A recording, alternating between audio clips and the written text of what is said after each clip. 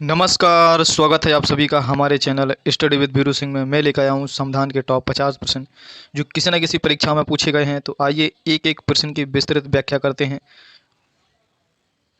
Question number पहला कह रहा है, क्वेश्चन नंबर 1 देखेंगे कि भारतीय संविधान की प्रथम बैठक, पूछ रहा है first meeting of constitution assembly. पूछ रहा है संविधान सभा की प्रथम बैठक कब हुई थी। क्या वो 9 दिसंबर 1946 को, या 11 दिसंबर 1946 को, या 13 दिसंबर 1946 को, या 21 दिसंबर 1946 को। जो संविधान सभा की प्रथम बैठक थी वो कब हुई थी, ये प्रश्न पूछ रहा है। ये बहुत ही सिंपल प्रश्न है संविधान सभा से। तो जो भी विकल्प एक ही तरफ बढ़ रहे हैं वो एकदम सही है, तो इसका विकल्प ए सही हो जाएगा। 9 दिसंबर 1946 को संविधान सभा की पहली बैठक हुई थी। संविधान सभा की जब ये बैठक हुई थी तो इसके अध्यक्ष, जो कि सबसे बुजुर्ग व्यक्ति थे, सच्चिदानंद सिन्हा, उनको अस्थायी अध्यक्ष बनाया गया था। ठीक है, ये सवाल पूछा भी जाता है कि संविधान सभा के जो अस्थायी अध्यक्ष थे वो कौन थे, तो सच्चिदानंद सिन्हा थे। ठीक है, इन्हें क्यों बनाया गया था, क्योंकि ये बुजुर्ग थे। लेकिन ऐसा संविधान में कोई प्रावधान नहीं है कि बुजुर्ग हो या कोई युवा हो, ऐसा कोई प्रावधान नहीं है। ठीक है, याद रखें। तो संविधान सभा से कुछ थोड़े से इंपॉर्टेंट फैक्ट हैं, वो ज़रा चाहो तो आप नोट कर लें। इतना मेरे पास स्पेस नहीं है कि मैं सभी फैक्टों को यहाँ लिख सकूँ, लेकिन आप नोट कर सकते हैं उनको। बहुत ही बढ़िया फैक्ट होंगे। फैक्ट नंबर 1 है कि जो संविधान सभा की औपचारिक मांग थी वो 1934 में एम एन राय, जिनका नाम था मानवेंद्र, ठीक है, जो मानवेंद्र थे, इनको हम बोल सकते हैं एम एन राय, ने रखी थी। ठीक है, कब रखी थी पहली औपचारिक रूप से मांग कि संविधान सभा हो, इसका गठन हो। ठीक है, तो 1934 में किसने रखी थी, एम एन राय ने रखी थी। ठीक है, अगला फैक्ट देखते हैं कि अगला फैक्ट इसका क्या है कि जो संविधान सभा का गठन है वो कैबिनेट मिशन के आधार पर हुआ। किसके मिशन पे हुआ, कैबिनेट मिशन के आधार पे। ठीक है, कैबिनेट मिशन में कितने लोग थे, 3 लोग थे। याद रख सकते हैं, जैसे मैं लिख रहा हूँ ऐसे ही लिख लें, पास। ठीक है, 3 लोग थे, मतलब कौन थे। पी से हो जाएगा पैथिक लॉरेंस, ठीक है, ए से हो जाएगा एलेक्जेंडर, एस से हो जाएगा स्टीवर्ट क्रिप्ट, है जो स्टीवर्ट क्रिप्स थे वो। अब 3 लोग थे, ये 3 सदस्यीय समिति थी, यही भारत आया था यही, और इसी के आधार पर, कैबिनेट मिशन के आधार पर ही संविधान सभा का गठन हुआ था। याद रखें इसको। इसके अध्यक्ष थे तो वो पैथिक लॉरेंस थे। याद रखें, ये बहुत ही पूछा जाता है। अगला फैक्ट देखते हैं।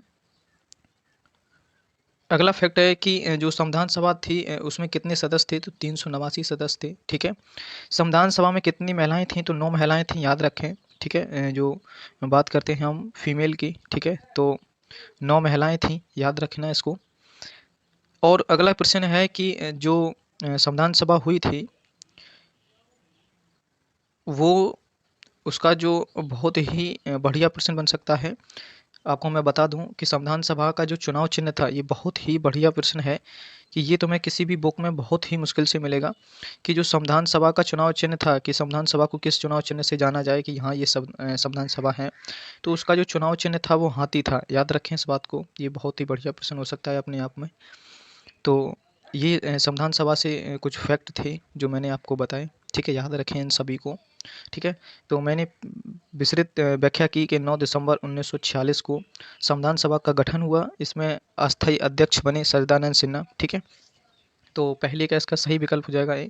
11 दिसंबर 1946 को क्या हुआ था, इसके बाद में थोड़ी सी नज़र डाल दें कि इसमें दूसरी बैठक हुई थी। ठीक है, जब दूसरी बैठक हुई 11 दिसंबर 1946 को, तो इसमें स्थायी अध्यक्ष बनाया गया। इसमें स्थायी अध्यक्ष कौन बनाया गया, राजेंद्र प्रसाद। ठीक है, राजेंद्र प्रसाद, याद रखें। ठीक है, अब ये 13 दिसंबर 1946, इस पे भी नज़र डालें। ये क्या था, ये उद्देश्य प्रस्ताव पारित किया था किसने, जवाहरलाल नेहरू ने। याद रखें, ये जो उद्देश्य प्रस्ताव था ये जवाहरलाल नेहरू ने पारित किया था। तो फिलहाल क्वेश्चन नंबर 1 का सही विकल्प हो जाएगा 9 दिसंबर 1946 का जो फर्स्ट बैठक हुई थी। ठीक है, 11 दिसंबर को अंतिम मतलब दूसरी बैठक हुई थी, 13 दिसंबर को उद्देश्य प्रस्ताव पारित किया गया था जवाहरलाल नेहरू द्वारा। ठीक है, जो प्रश्न बन सकते हैं मैंने बता दिए। तो क्वेश्चन नंबर अगला देखते हैं। क्वेश्चन नंबर अगला है कि संविधान सभा के अस्थायी अध्यक्ष के रूप में किसे चुना गया। मतलब जो अस्थायी अध्यक्ष थे, अभी देखो मैंने अभी हाल बताया था कि 9 दिसंबर को पहली बैठक हुई थी। इसमें सबसे बुजुर्ग, जो संविधान सभा के बुजुर्ग व्यक्ति थे, सच्चिदानंद सिन्हा, उनको अस्थायी अध्यक्ष चुना गया था। तो इसको कोई विकल्प पढ़ने की ज़रूरत नहीं है, इसमें सच्चिदानंद सिन्हा जी हैं। आप इसको सीधा टिक कर सकते हैं। ठीक है, बी एन राव कौन थे, जरा सा बता दें, ये BN राव कौन थे? ये संवैधानिक सलाहकार थे। कौन थे? जो संविधान को की सलाह देते थे कि ऐसा-ऐसा हो, ये संवैधानिक सलाहकार थे। ये अम्बेडकर जी कौन थे? ये प्रारूप समिति के अध्यक्ष थे। किसके अध्यक्ष थे? प्रारूप समिति के, ठीक है। प्रारूप समिति में कितने लोग थे? तो 7 मेंबर थे, याद रखें। राजेंद्र प्रसाद कौन थे? ये प्रथम राष्ट्रपति थे, याद रखें। और ये मतलब स्थायी अध्यक्ष थे। कौन थे? स्थायी अध्यक्ष थे, याद रखें, है ना। तो सभी विकल्पों को हमने डिस्क्राइब किया है कि संविधान सभा के अस्थायी अध्यक्ष थे सच्चिदानंद सिन्हा, BN राव संवैधानिक सलाहकार, तो इसका सही विकल्प भी होगा। और राजन जो भीमराव अम्बेडकर जी थे, ये प्रारूप समिति के अध्यक्ष थे। 7 मेंबर होते हैं उसमें, ठीक है। और प्रारूप समिति से एक बहुत ही उम्दा प्रश्न पूछा जाता है कि इसमें जो महिला थी, मुस्लिम महिला थी, वो कौन थी? तो बेगम अयाज रसूल थी, याद रखें इस बात को। और राजेंद्र प्रसाद ये मतलब स्थायी अध्यक्ष थे। तो क्वेश्चन नंबर 2 का सही विकल्प भी हो जाएगा। क्वेश्चन नंबर अगला देखते हैं। क्वेश्चन नंबर कह रहा है कि जो प्रारूप समिति थी, इसके अध्यक्ष कौन थे? अभी मैंने चर्चा की है, प्रारूप समिति के अध्यक्ष थे डॉक्टर भीमराव अम्बेडकर, ठीक है, याद रखें। इसमें कितने लोग थे? 7 लोग थे, याद रखें। इसमें मुस्लिम महिला का नाम पूछा जाए तो बेगम अयाज रसूल थी, याद रखें, ठीक है। BN राव कौन थे? अभी मैंने चर्चा की है कि ये सलाहकार थे। कौन थे? सलाहकार थे। बनी रहें आप सभी लोग मेरे साथ, बहुत ही बढ़िया विस्तृत व्याख्या करूंगा मैं एक-एक प्रश्न की, ठीक है। JB कृपलानी कौन थे? ये झंडा समिति के अध्यक्ष थे। कौन थे? झंडा समिति के अध्यक्ष थे। वल्लभ भाई पटेल कौन थे? ये प्रांतीय समिति के अध्यक्ष थे। किसके? प्रांतीय समिति के अध्यक्ष थे। और एक आती है संघ समिति, याद रखें, संघ समिति, इसके अध्यक्ष जवाहरलाल नेहरू थे। कौन थे? जवाहरलाल नेहरू थे, ठीक है। क्वेश्चन नंबर अगला, मतलब प्रारूप समिति के अध्यक्ष कौन थे? तो भीमराव अम्बेडकर थे। BN राव कौन थे? संवैधानिक सलाहकार। और JB कृपलानी कौन थे? झंडा समिति के अध्यक्ष। वल्लभ भाई पटेल कौन थे? प्रांतीय समिति के अध्यक्ष। संघ समिति की पूछी जाए तो जवाहरलाल नेहरू। फिलहाल इसका सही विकल्प डी होगा, जिसमें 7 मेंबर हैं। क्वेश्चन नंबर अगला देखते हैं। क्वेश्चन नंबर कह रहा है कि संविधान सभा के स्थायी अध्यक्ष किसे बनाया गया? अभी हाल मैंने चर्चा की है कि 11 दिसंबर 1946 को दूसरी बैठक हुई, उसी में राजेंद्र प्रसाद जी को बनाया गया था स्थायी अध्यक्ष, याद रखें, ठीक है। डॉक्टर भीमराव अम्बेडकर कौन थे? तो प्रारूप समिति ड्राफ्टिंग कमेटी के अध्यक्ष थे। इसमें 7 मेंबर थे, याद रखें। KM मुंशी कौन थे? इस पर भी चर्चा करेंगे। सच्चिदानंद सिन्हा थे, वो अस्थायी अध्यक्ष थे, याद रखें, पहली बैठक में, ठीक है, अस्थायी अध्यक्ष थे। 9 दिसंबर को जो बैठक हुई थी उसके अध्यक्ष थे, याद रखें, ठीक है। क्वेश्चन नंबर 4 था। इनसे एक जो KM मुंशी थे, इनसे प्रश्न पूछा जाता है कि ये जो प्रारूप समिति में 7 अध्यक्ष थे, उसमें ये शामिल थे, ठीक है। और ये गैर कांग्रेसी व्यक्ति थे। कैसे थे? गैर कांग्रेसी, इनका कांग्रेस से संबंध बहुत ही कम था। तो प्रश्न पूछा जाता है कि गैर कांग्रेसी व्यक्ति KM मुंशी थे। तो फिलहाल 4 नंबर का सही विकल्प हो जाएगा। जो स्थायी अध्यक्ष हैं वो राजेंद्र प्रसाद हैं, ठीक है। भीमराव अम्बेडकर जी प्रारूप समिति के अध्यक्ष थे, 7 मेंबर थे इसमें, उसी में ये शामिल थे KM मुंशी, उन्हीं 7 लोगों में, ठीक है। ये गैर कांग्रेसी थे। ये बहुत प्रश्न पूछा जाता है कि गैर कांग्रेसी कौन थे? तो KM मुंशी थे, ठीक है। सच्चिदानंद जो सिन्हा थे वो कौन थे? वो अस्थायी अध्यक्ष थे। 9 दिसंबर को जो बैठक हुई थी। क्वेश्चन नंबर अगला देखते हैं। क्वेश्चन नंबर अगला है कि जो संविधान सभा के अंतिम रूप से संविधान को कब पारित कर दिया गया? मतलब संविधान जो था वो कब अंगीकृत हुआ? ऐसा किताबों में लिखा हुआ मिलेगा कि संविधान को अंगीकृत किया गया। क्या 26 जनवरी 1950 को, 15 अगस्त 1947 को, 2 अक्टूबर 1949 को, 26 नवंबर 1949 को, ठीक है। तो सही विकल्प इसका चुनें। तो जो A और D में कंफ्यूज हैं वो थोड़ा सा सावधान हो जाएं और सही विकल्प का चुनाव करें। संविधान जो पूछा जाए, संविधान सभा अंतिम रूप से कब पारित कर दिया गया, ठीक है। क्वेश्चन नंबर 5 देखते हैं। संविधान 26 नवंबर 1949 को अंगीकृत किया गया। क्या किया गया? अंगीकृत किया गया, ठीक है। इसका सही विकल्प हो जाएगा डी। और ये 26 जनवरी 1950 को क्या था? ये पूर्ण रूप से लागू किया गया। क्या किया गया? पूर्ण रूप से संविधान को लागू किया गया, याद रखें, ठीक है। क्वेश्चन नंबर अगला देखते हैं। क्वेश्चन नंबर कह रहा है कि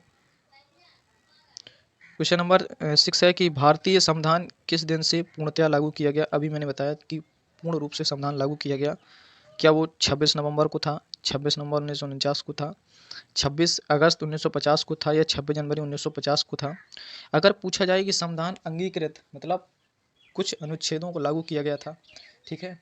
तो जब अंगीकृत की बात करें, मतलब थोड़ा ही लागू करें, तो टिक कर देना 26 नवंबर 1949 को, ठीक है।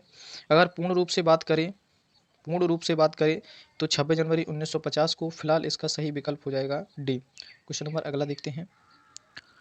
क्वेश्चन नंबर 7 है कि भारत कब गणतंत्र बना, मतलब जो रिपब्लिक डे है वो कब मनाया जाता।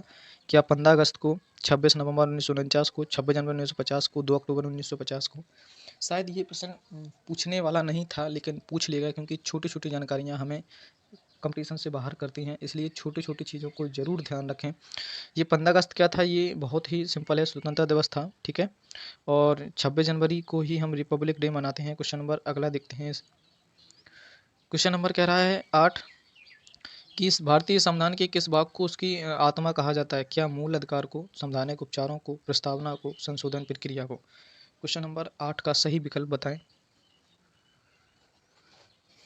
तो जो लोग विकल्प सी की तरफ जा रहे हैं वो एकदम सही हैं और अपनी तैयारी को बरकरार किए हुए हैं।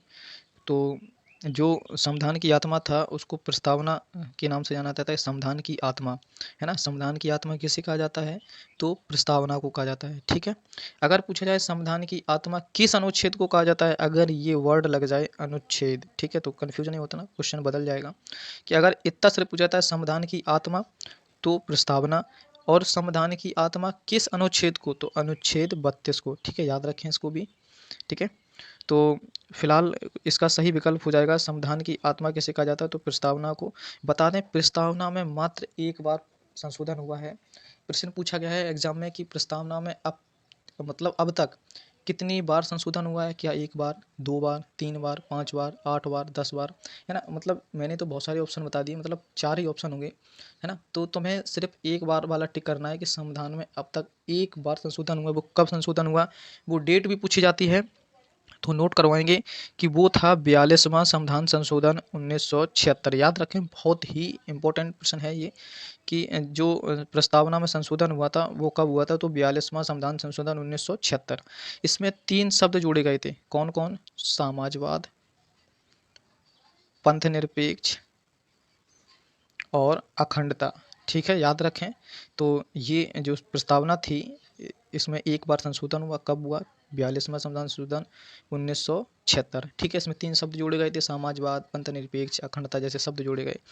मूल अधिकार के बारे में बता दें, ये मूल अधिकार क्या है, ये भाग 3 में है। किस में है, भाग 3 में है, याद रखें, भाग भी पूछा जाता। और ये 12 से 35 तक हैं, कितने तक हैं, 35 तक। ये कहाँ से लिए गए हैं, तो ये अमेरिका से लिए गए हैं, याद रखें इसको, ठीक है। संवैधानिक उपचारों का अधिकार क्या है, अनुच्छेद 32 है, क्या है ये, अनुच्छेद 32 है। इसी अनुच्छेद 32 को प्रस्तावना की आत्मा कहा जाता है, याद रखें। संशोधन प्रक्रिया क्या है, ये अनुच्छेद 368 की बात करता है, 368, 368 की। अब कोई प्रश्न बचता है क्या, नहीं बचता है, तो क्वेश्चन नंबर अगला देखते हैं। फिलहाल इसका सही विकल्प होगा सी। क्वेश्चन नंबर अगला देखते हैं।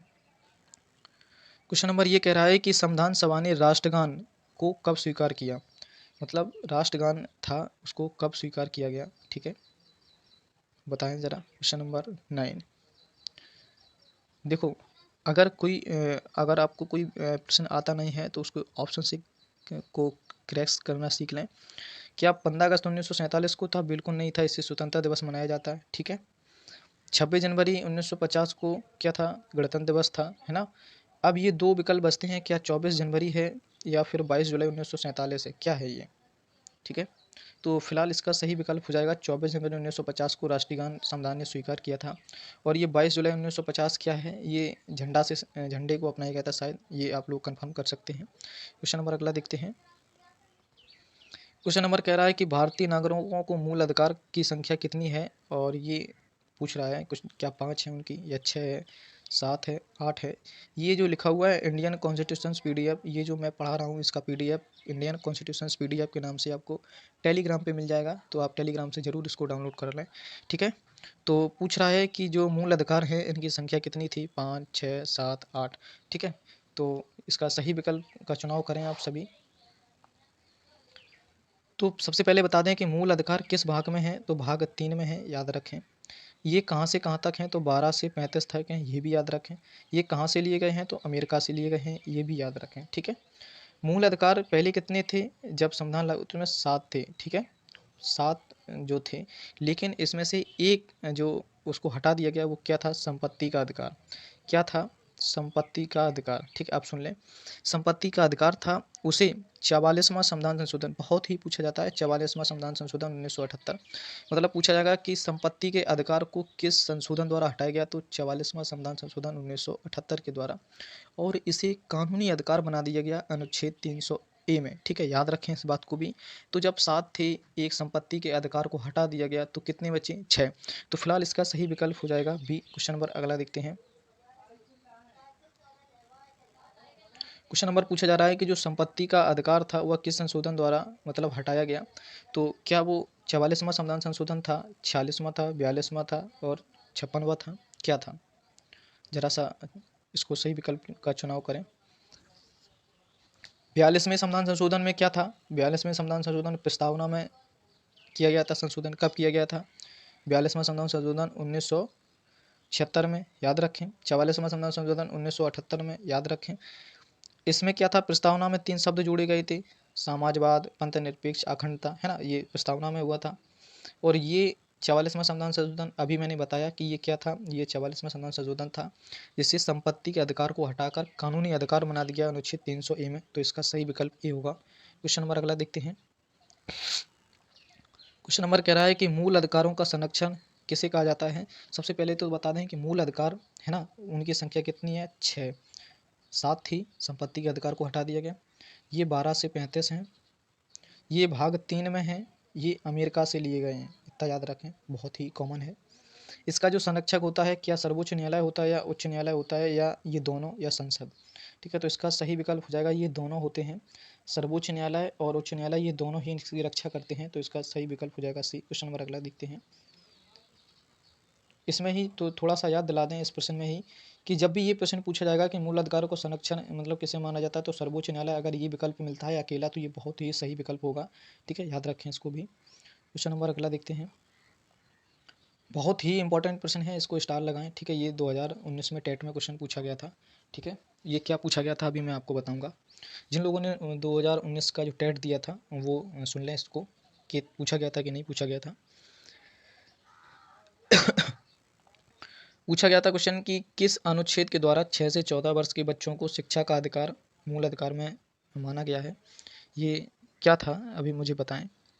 क्या जो अनुच्छेद 20 था, 21 था, 21 ए था, अनुच्छेद 22 था, क्या था,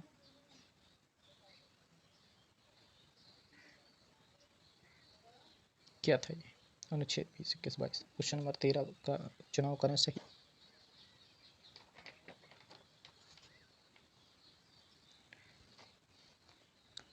तो बता दें तुम्हें हम कि ये अनुच्छेद ऑप्शन से क्लियर करते हुए चलते हैं। ये अनुच्छेद 20 क्या था, ये था दोष सिद्धि के बारे में, आप लोग पढ़े होंगे तो समझ में आ जाएगा कि दोष सिद्धि क्या थी। अनुच्छेद 20 क्या था, ये प्राण और दैहिक स्वतंत्रता थी, क्या थी, प्राण और दैहिक स्वतंत्रता। अनुच्छेद 22 क्या था, ये था गिरफ्तारी के बारे में। गिरफ्तारी क्या होती है कि अगर कोई किसी के ऊपर मुकदमा चलता है या फिर उसे गिरफ्तार कर लिया जाता है तो उसे मतलब 24 घंटे के अंदर मजिस्ट्रेट के पास उसे जो दंडाधिकारी होता है मजिस्ट्रेट उसके समक्ष पेश करना होता है। और ये जो मैं प्रश्न बताऊंगा ये बहुत ही इंपॉर्टेंट है कि मतलब क्या यात्रा का समय जुड़ता है या नहीं जुड़ता है। तो 24 घंटे के अंदर उसे पेश किया जाता है। मान लो यहाँ से उसे मान लो मुंबई ले जाना है अपराधी को, तो क्या 24 घंटे तो उसे रास्ते में हो जाएंगे, तो क्या वो वैध हो जाएगा, नहीं, ऐसा नहीं है।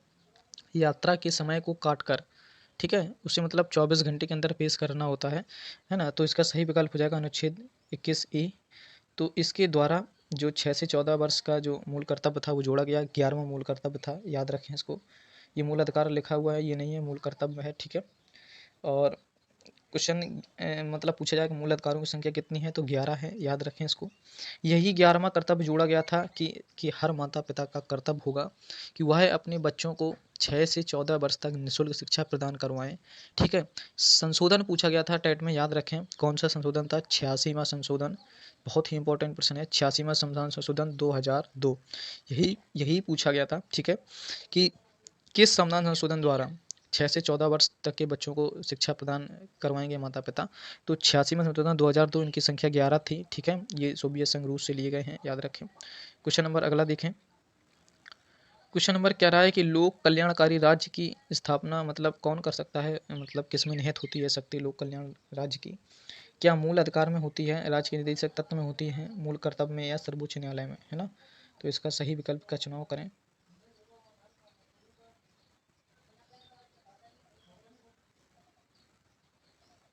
ठीक है, तो बता सकते हैं आप सभी। मूल अधिकार बता दें कि मूल अधिकार बता दें इनकी संख्या कितनी थी, 6 थी। ये भाग 3 में है, 12 से 35 हैं और ये अमेरिका से लिए गए हैं, याद रखें।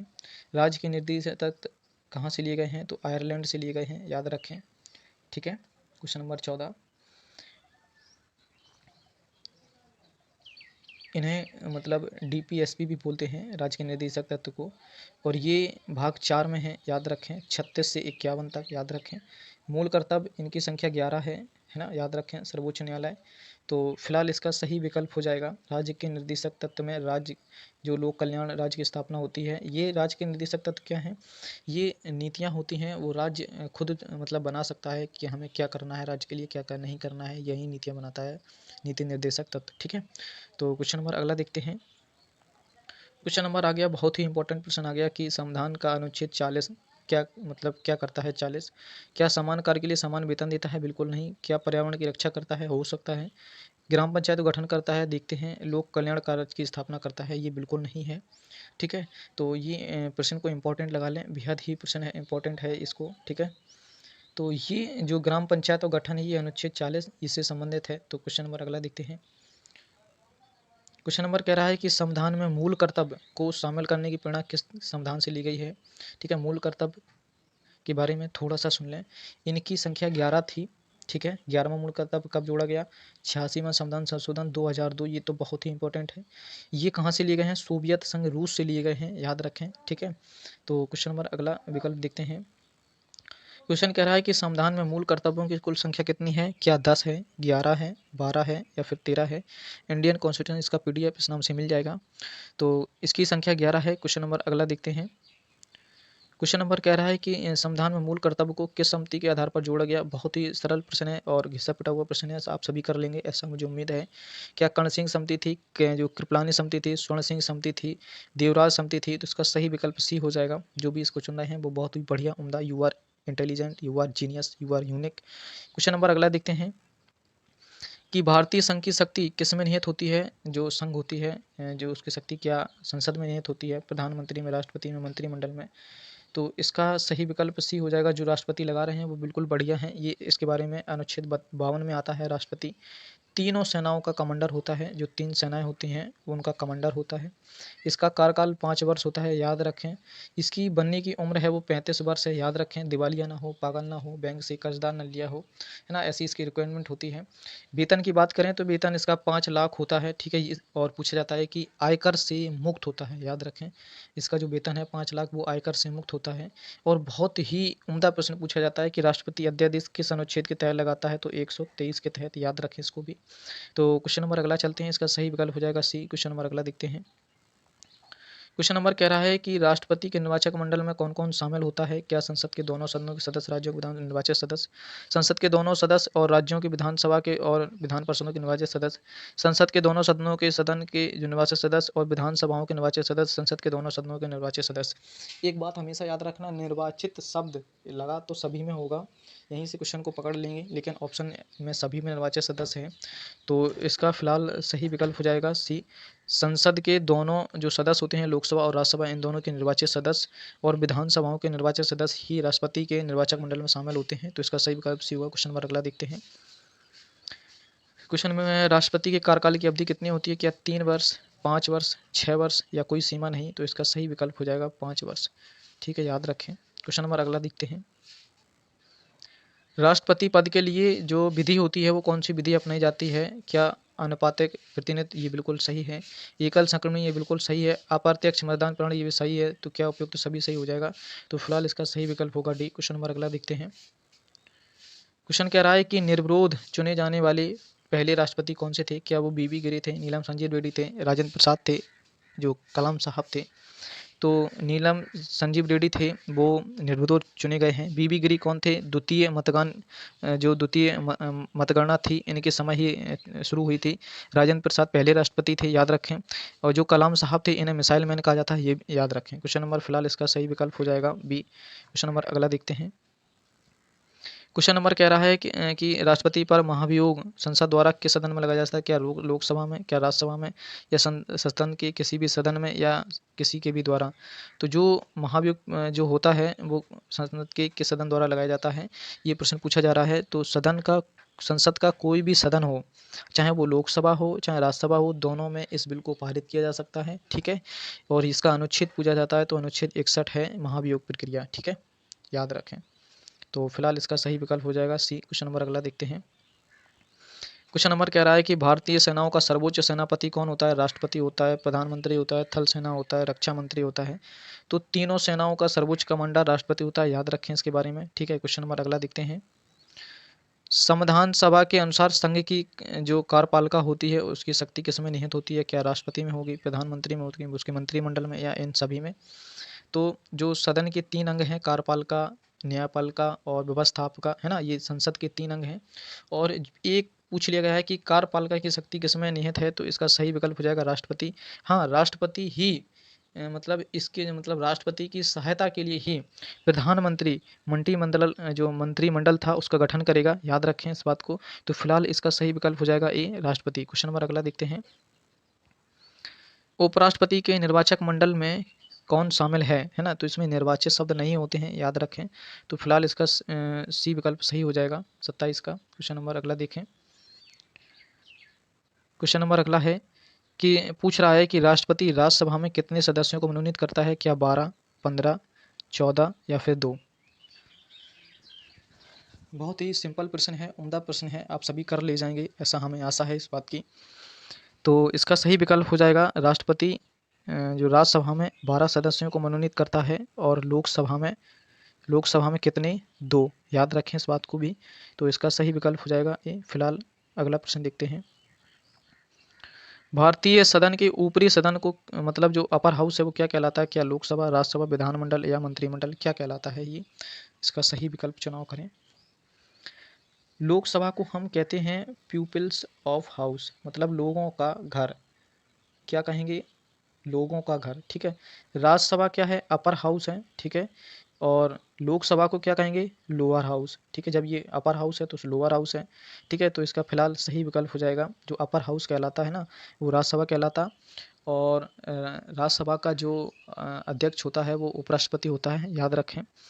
और लोकसभा को भंग कर सकते हैं क्योंकि ये अस्थाई सदन है। राज्यसभा भंग नहीं होती है क्योंकि ये एक स्थायी सदन है, याद रखें, ये भी प्रश्न पूछा जाता है, ठीक है। तो फिलहाल इसका सही विकल्प हो जाएगा सी। क्वेश्चन नंबर अगला देखते हैं। क्वेश्चन नंबर कह रहा है कि प्रधानमंत्री की नियुक्ति कौन करता है? मतलब प्रधानमंत्री, ये बहुत ही इंपॉर्टेंट प्रश्न है क्योंकि 4 विकल्प पूछ देता है तो हमेशा मतलब गड़बड़ ही कर जाते हैं। क्या प्रधानमंत्री की नियुक्ति होती है, निर्वाचन होता है, नियुक्त होता है ना, या उसको बोल सकते हैं मतलब राष्ट्रपति अपॉइंटमेंट देता है, क्या करता है? ये सारी चीज़ें हैं ना। तो ये प्रश्न थोड़ा सा है कि राष्ट्रपति न तो निर्वाचित होता है, ठीक है। राष्ट्रपति को नियुक्त करता है कौन? प्रधानमंत्री को, मतलब जो प्रधानमंत्री है राष्ट्रपति जी उसको नियुक्ति करते हैं ना। तो इसका सही विकल्प हो जाएगा ए। तो हमेशा अगर पूछा जाए प्रधानमंत्री की क्या होती है, तो प्रधानमंत्री नियुक्त होता है, ठीक है, याद रखें। प्रधानमंत्री नियुक्त होता है, ना निर्वाचक ना कुछ, ये सब नहीं होता, ठीक है। तो क्वेश्चन नंबर अगला देखते हैं। क्वेश्चन नंबर अगला कह रहा है कि यदि प्रधानमंत्री कोई अन्य मंत्री का सदन का सदस्य नहीं है तो उस पद पर बने रहने के लिए कितने दिनों के अंदर उसे सदस्यता लेनी पड़ती है? तो 6 माह के भीतर उसे सदस्यता ग्रहण करनी पड़ेगी अगर कोई मंत्री है तो उसको, ठीक है। क्वेश्चन नंबर अगला देखते हैं। क्वेश्चन नंबर कह रहा है कि ये बहुत ही इंपॉर्टेंट प्रश्न है, स्टार लगाएं इसको, कि मंत्रिपरिषद सामूहिक रूप से किसके प्रति उत्तरदायी होती है? क्या राष्ट्रपति के, लोकसभा अध्यक्ष के, लोकसभा के, या राज्यसभा के? तो इसका बहुत ही इत्मीनान से आंसर दें, ये बहुत ही बढ़िया और उम्दा प्रश्न है। तो फिलहाल इसका सही विकल्प हो जाएगा कि ये लोकसभा के प्रति उत्तरदायी होती है। क्वेश्चन नंबर अगला देखते हैं। क्वेश्चन कह रहा है कि लोकसभा की अधिकतम सदस्य संख्या कितनी है? क्या 545 है, 542 है, या 550 है, या 552 है, क्या है? वर्तमान में नहीं पूछा है, उसने पूछा है कि अधिकतम संख्या कितनी है। तो थोड़ा सा तसल्ली से जवाब दें, ठीक है। तो जो लोग 545 और 552 में कन्फ्यूजन है वो ध्यान रखें ज़रा सा। ये जो 545 है ना, ये वर्तमान की है, याद रखें, ठीक है, भूलना नहीं है। ये अधिकतम है, ठीक है, अधिकतम, ठीक है, याद रखना है इसको। और भी कुछ बता दें लोकसभा के बारे में। प्रथम जो लोकसभा के अध्यक्ष थे वो जीवी मावलंकर थे। कौन थे? जीवी मावलंकर थे, ठीक है। अब स्पेस नहीं है लेकिन थोड़ा सा यहाँ लिख दे रहा हूँ। 17 अप्रैल को इसकी पहली बैठक हुई थी, ठीक है। इसका गठन हुआ था 17 अप्रैल 1952 को। और इसकी पहली बैठक की बात करें तो 13 मई 1952 को हुई थी। पहले आम चुनाव मध्य प्रदेश में 51-52 में हुए थे, याद रखें। क्वेश्चन नंबर अगला देखते हैं। क्वेश्चन नंबर कह रहा है कि राज्यसभा की अधिकतम संख्या कितनी होती है, ठीक है। तो क्या 238 है, 245 है, 250 है या 262 है, क्या है? तो इसका सही विकल्प चुनें। तो 245 ये वर्तमान में राज्यसभा की संख्या है और 250 क्या है? अधिकतम, ठीक है। लोकसभा की क्या है? लोकसभा में 245 राज्यसभा में और 250 अधिकतम। और लोकसभा की बात करें तो 545 लोकसभा में वर्तमान में है और 552 अधिकतम सीटों की संख्या है। प्रथम अध्यक्ष थे वो जीवी मावलंकर थे, लोकसभा अध्यक्ष।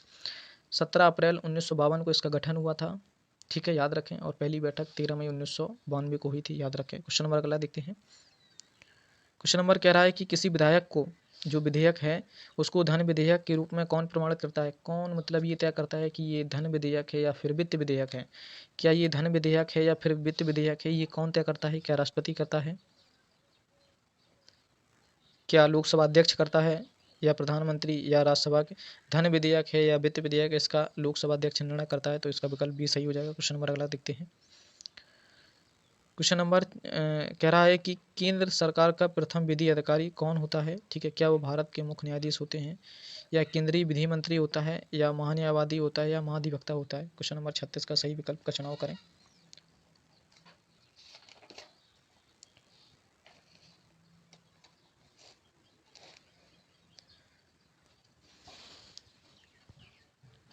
तो जो लोग विकल्प सी की तरफ जा रहे हैं वो एकदम बढ़िया हैं, उम्दा हैं। क्वेश्चन नंबर सी इसका सही विकल्प होगा। ये महान्यायवादी का अनुच्छेद पूछा जाता है, बहुत ही इंपॉर्टेंट है कि अनुच्छेद 76 जो महान्यायवादी का आर्टिकल है वो 76 है, ठीक है। प्रश्न पूछा जाता है कि जो प्रथम विधि अधिकारी होता है वो महान्यायवादी होता है, याद रखें, सरकार का, केंद्र सरकार का। क्वेश्चन अगर पूछा जाए कि केंद्र सरकार का प्रथम विधि सलाहकार या विधि कानूनी मंत्री है ना कौन होता है, तो महान्यायवादी होता है, याद रखें, है ना। और अगर इसका अनुच्छेद पूछा जाए तो 76 होता है। अगर पूछा जाए कि प्रथम विधि अधिकारी कौन थे, मतलब तो शीतल वार्ड थे, याद रखें, शीतल वार्ड थे, ठीक है। प्रथम विधि जो कानूनी मंत्री थे शीतल वार्ड थे। अगर पूछा जाए वर्तमान में कौन है महान्यायवादी, तो सभी जानते हैं कि के जो वेणुगोपाल हैं वो 15वें महान्यायवादी हैं, याद रखें। महाधिवक्ता कौन होता है? ये राज्य सरकार का होता है, ठीक है। इसका अनुच्छेद पूछा जाता है तो 165 है, ठीक है। दोनों के अनुच्छेद ही पूछे जाते हैं फिलहाल तो, कि महान्यायवादी का अनुच्छेद 76। और महाधिवक्ता क्या होता है? वो केंद्र को सलाह देता है, कौन? महान्यायवादी। और जो महाधिवक्ता होता है वो राज्य को सलाह देता है। ये दोनों क्या करते हैं? किसी भी सदन में जाकर, किसी भी कहीं भी जाकर मतलब अपना पक्ष रख सकते हैं, लेकिन वोट नहीं दे सकते, याद रखें, ठीक है। तो फिलहाल इसका सही विकल्प हो जाएगा सी। प्रथम जो विधि अधिकारी होता है, जो केंद्र सरकार का कानूनी सलाहकार होता है, वो महान्यायवादी होता है। आर्टिकल पूछे तो 76, ठीक है। पहले शीतलवाड़ थे, वर्तमान में के वेणुगोपाल हैं, याद रखें। महाधिवक्ता कौन है? तो ये राज्य का अधिकारी होता है। इसका अगर अनुच्छेद पूछें तो 165। क्वेश्चन नंबर अगला देखते हैं। क्वेश्चन नंबर देखते हैं कि जो संघ राज्य का प्रशासन कौन चलाता है, जो यूनियन टेरिटरीज हैं उनका जो प्रशासन कौन होता है? क्या उपराज्यपाल होता है, मुख्यमंत्री होता है या उपयुक्त सभी या राष्ट्रपति द्वारा नियुक्त प्रशासक? तो इसका सही विकल्प भी हो जाएगा, है ना। तो कोई सोचने की बात नहीं है, जो यूनियन टेरिटरीज हैं वो राष्ट्रपति के ही द्वारा नियुक्त प्रशासक होता है। क्वेश्चन नंबर अगला देखते हैं। भारत के प्रथम राष्ट्रपति कौन थे? क्या राजेंद्र अम्बेडकर जी थे, राजेंद्र प्रसाद थे, महात्मा गांधी थे, जवाहरलाल नेहरू थे, कौन थे? तो ये जो अंतिम बैठक हुई थी 24 जनवरी 1950 को, ये उसी में बनी थे, ठीक है। प्रथम राष्ट्रपति याद रखें, 24 जनवरी 1950 को अंतिम बैठक हुई थी। तो राजेंद्र प्रसाद ही प्रथम राष्ट्रपति थे, याद रखें। भीमराव अम्बेडकर कौन थे, इसके बारे में बता दें, तो ये प्रारूप समिति के अध्यक्ष थे, इसमें 7 सदस्य थे, ठीक है। और पंडित जवाहरलाल नेहरू कौन थे? इन्होंने 13 दिसंबर 1946 को उद्देश्य प्रस्ताव पारित किया था, ठीक है, तो इसको भी थोड़ा सा याद रखें। तो अगला प्रश्न देखते हैं, स्वतंत्र भारत के पहले भारतीय गवर्नर जनरल कौन थे? क्या राजगोपालाचारी जी थे, सच्चिदानंद सिन्हा थे, माउंटबेटन थे, राजेंद्र प्रसाद थे? तो इसका सही विकल्प हो जाएगा ए, ठीक है। जो पूछा जाए कि पहले अगर ये गवर्नर अगर ये भारतीय ने लगा होता तो प्रश्न बदल जाएगा, ठीक है। अगर ये पूछता है कि स्वतंत्र भारत के पहले भारतीय गवर्नर जनरल कौन थे, तो राजगोपालाचारी जी थे, बिल्कुल सही विकल्प हो जाएगा। सच्चिदानंद सिन्हा कौन थे? ये अस्थायी अध्यक्ष थे, 9 दिसंबर 1946 को जो बैठक हुई थी उसमें अस्थायी अध्यक्षता की थी। लॉर्ड माउंटबेटन कौन थे? ये स्वतंत्रता को पारित किया था इन्होंने, ठीक है, लॉर्ड माउंटबेटन योजना के तहत। राजेंद्र प्रसाद कौन थे? ये स्थायी अध्यक्ष थे, याद रखें, स्थायी अध्यक्ष 11 दिसंबर 1946 को ये बैठक हुई थी। तो हर विकल्प का अच्छे से डिस्क्राइब किया जा रहा है, आप सभी लोग बने रहें। क्वेश्चन नंबर अगला देखते हैं। क्वेश्चन नंबर कह रहा है कि राष्ट्रपति द्वारा लोकसभा तथा राज्यसभा में मनोनीत किए जाने वाले सदस्यों की संख्या कितनी है? ऐसे विकल्पों को बड़े सावधानी से हल करना चाहिए, क्योंकि लोग पढ़ते नहीं हैं और सीधा टिक कर देते हैं ए या फिर बी, ठीक है। क्योंकि 12 और 2, 2 और 12 ऐसा नहीं है, हमेशा पूछा जाए जो सीक्वेंस हो, क्रम हो, उसी के अनुसार आंसर करना है ना। तो ये थोड़ा सा आपको सोच और समझ कर ऐसे प्रश्नों को हल करना चाहिए। पूछ रहा था लोकसभा, अब लोकसभा पहले है तो लोकसभा का आंसर 2 होगा, राज्यसभा पहले है तो राज्यसभा लास्ट में होगा, है ना। ऐसा नहीं है कि 12 लगा दो, पूछा जाए राज्यसभा में 12, लोकसभा में 2, ये बिल्कुल गलत प्रश्न हो जाएगा, ठीक है। तो ये इसका सही विकल्प होगा बी। तो क्वेश्चन नंबर अगला देखते हैं। क्वेश्चन कह रहा है कि लोकसभा और राज्यसभा के 2 अधिवेशनों की जो समय सीमा होती है वो कितनी होती है? क्या उन्हें 3 माह के अंदर करवाना चाहिए अधिवेशनों की बैठक? क्या 5 माह में, क्या 3 माह में, या 6 माह में, या इनकी कोई सीमा ही नहीं होती? तो बता दें कि 6 माह के अंदर जो संयुक्त बैठक का वो करना चाहिए, ठीक है। अब बता दें कि राष्ट्रपति अनुच्छेद 108 के तहत, राष्ट्रपति अनुच्छेद 108 के तहत दोनों बैठकों को बुलाता है, ठीक है, दोनों संयुक्त की अध्यक्षता को बुलाता है। कौन? राष्ट्रपति दोनों सदनों को बुलाता है।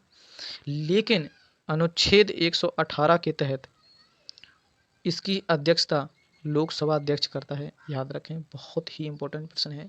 मैंने क्या बताया है फिर से सुने कि 6 माह का तो अंतर होना चाहिए दोनों बैठकों में, ठीक है, पहली जो फैक्ट था।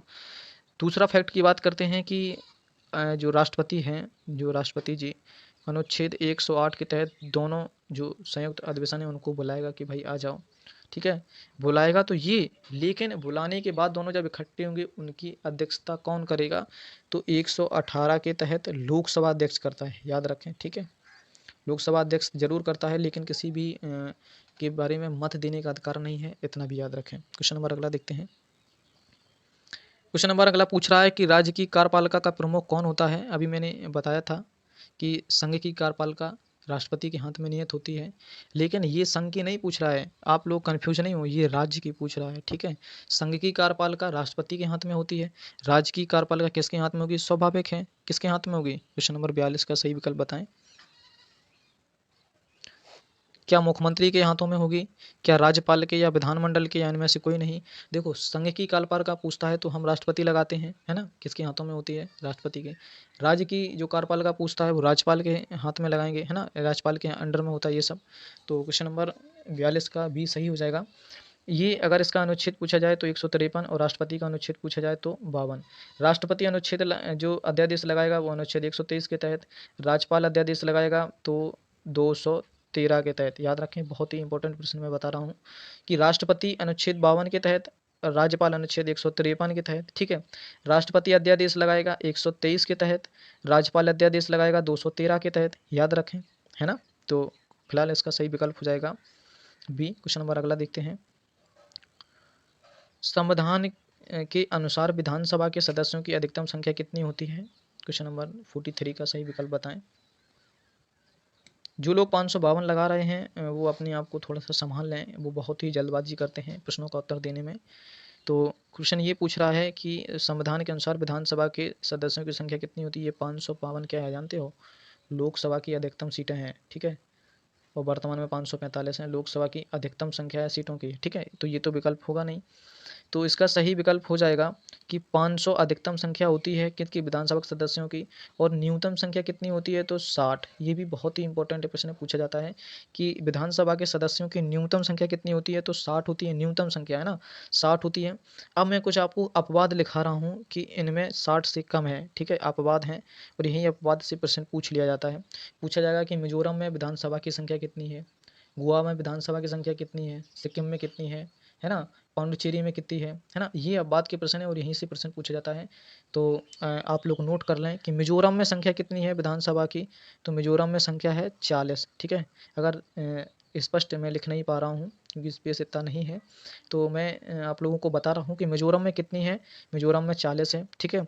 गोवा में कितनी है, गोवा में भी 40 हैं, याद रखें। इन दोनों से ही प्रश्न पूछ लिया जाता है कि मिजोरम में विधानसभा की संख्या कितनी है, 40 है, ठीक है, जबकि होनी कितनी चाहिए थी, 60।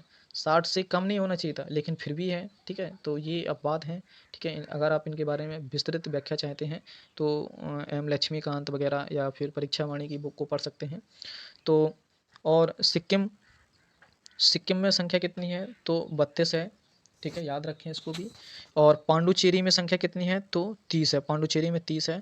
तो मैं फिर से बता दूं आप सभी लोगों को कि जो संविधान में जो विधानसभा के सदस्यों की अधिकतम संख्या है वो 500 होनी चाहिए। न्यूनतम संख्या अगर पूछता है कि न्यूनतम कितनी होनी चाहिए, तो न्यूनतम 60 होनी चाहिए, ठीक है, ठीक है, 60 होनी चाहिए। लेकिन एक अपवाद है कि कुछ ऐसे 4-5 जो है स्टेट हैं उनमें क्या है कि 60 से कम है लेकिन फिर भी विधानसभा है। कौन कौन है, जैसे मिजोरम है, जैसे मिजोरम है, इनमें कितनी है, 40 है। गोवा है, कितनी है, 40 है, ठीक है। सिक्किम कितनी है, सिक्किम में 32 है, याद रखें, सिक्किम में 32 है। और पांडुचेरी में 30 है, ठीक है। तो फिलहाल इसका सही विकल्प हो जाएगा ए। क्वेश्चन नंबर अगला देखते हैं। क्वेश्चन नंबर कह रहा है कि भारत वर्तमान में कुल कितने राज्यों में विधान परिषदें हैं, याद रखें। विधान परिषद से भी पूछ लिया गया प्रश्न, ठीक है। और विधानसभा का अगर, हाँ, विधानसभा का अगर आर्टिकल पूछा जाता है तो आर्टिकल कोई बता सकता है क्या विधानसभा का, तो आर्टिकल है विधानसभा का 170, ठीक है। और अगर विधान परिषद का आर्टिकल पूछता है तो 169 है, याद रखें। विधान परिषद 169 के अंतर्गत आती है, याद रखें, ठीक है।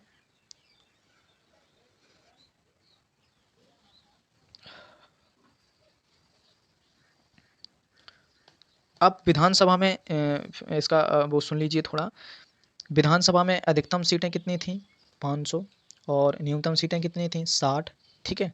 अब जब विधानसभा के बारे में अधिकतम है न्यूनतम है ना, तो इसमें भी होंगी, ठीक है। तो अब इसमें विधान परिषद में अगर पूछता है, पूछेगा कि विधान परिषद में अधिकतम सीटें कितनी होंगी, तो विधानसभा का 1/3, ठीक है, विधानसभा का 1/3 सीटें होती हैं।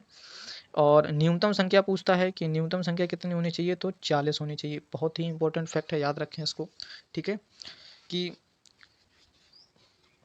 विधानसभा में विधान क्वेश्चन ये पूछेगा कि विधानसभा में अधिकतम सीटें कितनी होगी, 500, न्यूनतम सीटें कितनी होगी, 60, ये, और इसका आर्टिकल पूछेगा तो 117। ये बात था विधानसभा का।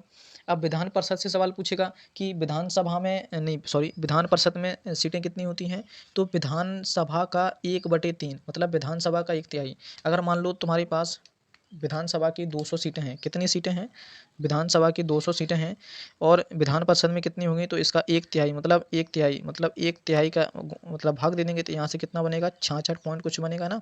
तो विधान परिषद में की संख्या कितनी हो जाएगी, 66, ऐसे निकालते हैं इसका रेशियो, ठीक है। तो फिलहाल इसका सही विकल्प हो जाएगा कि भारत में वर्तमान में 6 विधान परिषद हैं, याद रखें इसको, ठीक है। विधान परिषद का आर्टिकल 169, ठीक है, याद रखें। और अधिकतम जो सीटें होती हैं वो विधानसभा का 1/3 होती हैं, ठीक है। न्यूनतम संख्या पूछ सकता है तो 40। क्वेश्चन नंबर अगला देखते हैं। क्वेश्चन नंबर अगला कह रहा है कि राज्य का मंत्रिमंडल सामूहिक रूप से किसके प्रति उत्तरदायी होता है। और अभी मैंने बताया था कि जो मंत्रिमंडल होता है वो किसके प्रति उत्तरदायी होता है, तो लोकसभा के प्रति उत्तरदायी होता है, ठीक है। अब राज्य का मंत्रिमंडल पूछ रहा है तो किसके प्रति उत्तरदायी होगा, क्या विधानसभा के प्रति होगा, इसका आर्टिकल 170 था। क्या विधान परिषद के प्रति होगा, 169 था इसका आर्टिकल। क्या राज्यपाल के प्रति या मुख्यमंत्री के प्रति। क्वेश्चन नंबर 45 का सही विकल्प का चुनाव करें। तो इसका सही विकल्प होगा कि ये विधानसभा के प्रति उत्तरदायी होती है, राज्य का जो मंत्रिमंडल होता है, ठीक है। क्वेश्चन नंबर इंपॉर्टेंट प्रश्न है, बढ़िया है। क्वेश्चन नंबर अगला देखते हैं कि विधान सभा का वर्ष में कम से कम कितने अधिवेशन होने अनिवार्य हैं। क्या 2 अधिवेशन या फिर 3 या फिर 4 या फिर 5? कितने अधिवेशन ऐसे हैं मतलब जो होना अनिवार्य है? अधिकतम कितने भी हो जाएँ उससे कोई फ़र्क नहीं पड़ता, लेकिन न्यूनतम जो मैंडेटरी हैं वो कितने हैं? 2 हैं। तो फिलहाल इसका सही विकल्प हो जाएगा ए 2। क्वेश्चन नंबर अगला देखते हैं। क्वेश्चन कह रहा है कि किस राज्य में विधानसभा सदस्यों की संख्या सर्वाधिक है? तो क्या बिहार में है? क्या उत्तर प्रदेश में है, मध्य प्रदेश में है और राजस्थान में है, किस में है? तो उत्तर प्रदेश में सर्वाधिक विधानसभा की संख्या कितनी है? 100। इंपॉर्टेंट है, याद रख सकते हैं, ये पूछा जाता है। ठीक है, क्वेश्चन नंबर अगला देखते हैं। क्वेश्चन नंबर कह रहा है कि जम्मू कश्मीर राज्य को किस अनुच्छेद के अंतर्गत विशेष राज्य का दर्जा प्राप्त है?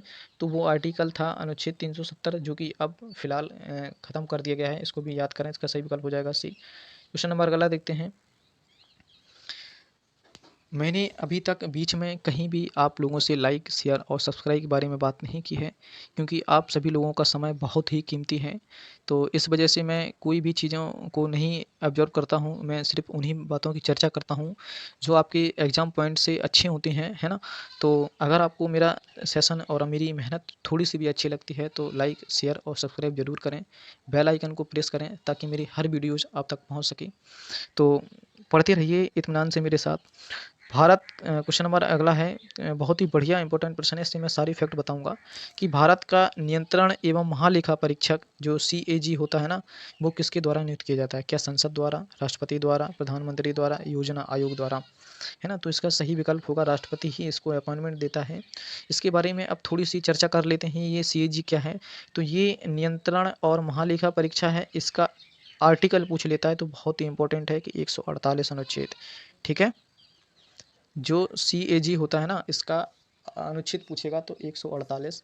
ठीक है, और महान्यायवादी का अनुच्छेद तो भूल गए होंगे, उसका अनुच्छेद 76 था। और महाधिवक्ता का 165। ये भी याद रखें, इनका केवल और केवल आर्टिकल ही पूछता है। ठीक है, अब हम तुम्हें नियंत्रण और महालेखा के बारे में थोड़ी सी चीज़ें बताते हैं। इसका जो कार्यकाल होता है वो कितना होता है, बहुत ही इंपॉर्टेंट है ना? सभी गड़बड़ कर देते हैं जब ऑप्शन आता है। तो इसका कार्यकाल 6 वर्ष होता है, याद रखें, बहुत ही इंपॉर्टेंट है। 5 वर्ष तो सभी टिक कर देंगे, लेकिन 5 नहीं 6 करना है आप लोगों को, कि भारत का नियंत्रण एवं महालेखा परीक्षा का कार्यकाल कितना होता है? 6 वर्ष होता है, आर्टिकल 148 होता है। ठीक है, और इसकी सेवानिवृत्ति की आयु होती है 65 वर्ष, ये भी याद रखें। ठीक है, बहुत ही मतलब इंपॉर्टेंट है, बहुत सारी कितने सारे फैक्ट मैंने बता दिए कि भारत का नियंत्रण जो परीक्षक होता है उसका आर्टिकल 148 है, कार्यकाल उसका 6 वर्ष है, सेवानिवृत्ति की आयु 165 वर्ष है। और अगर प्रश्न पूछेगा तो वर्तमान में महालेखा परीक्षा नियंत्रण कौन है? तो गिरीश चंद्र मुर्मू है, याद रखें, जो जम्मू कश्मीर राज्य के उपराज्यपाल भी रहे हैं ना, तो गिरीश चंद्र मुर्मू हैं, याद रखें वर्तमान में। तो फिलहाल इसका इतना ही है। तो क्वेश्चन नंबर अगला देखते हैं। क्वेश्चन नंबर ये प्रश्न लास्ट है, और अभी तक आप लोगों ने मेरे चैनल को सब्सक्राइब नहीं किया है तो प्लीज़ सब्सक्राइब कर लें मेरी मेहनत को देखते हुए। क्वेश्चन नंबर 50 का लास्ट प्रश्न है इस सेशन का, मैं बहुत जल्द ही हाजिर हूँगा इसका पार्ट 2 लेकर। भारत का उच्चतम न्यायालय जो पूछ रहा है, हाई कोर्ट इंडिया में कहाँ स्थित है? क्या दिल्ली में है, कोलकाता में है, मुंबई में है या फिर चेन्नई में है?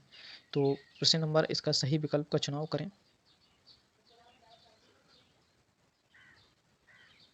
तो ये मुंबई में है, और प्रश्न पूछा जाता है कि भारत में कितने हाई कोर्ट हैं? भारत में कितने हाई कोर्ट हैं? तो 25 हाई कोर्ट हैं, याद रखें। ठीक है, कलकत्ता हाई कोर्ट की स्थापना पूछा जाता है तो 1 जुलाई 1862 हो जाएगी, याद रखें, इसकी सिर्फ डेट ही पूछता है। तो अभी तक मेरे चैनल को अगर आप लोगों ने सब्सक्राइब नहीं किया है तो प्लीज़ सब्सक्राइब कर लें, बेल आइकन को प्रेस कर लें ताकि हर वीडियोज़ का नोटिफिकेशन मिलता रहे। मैं जल्द ही हाजिर हूँगा पार्ट 2 लेकर, तब तक आप अपना और अपनों का ख्याल रखें। जय हिंद।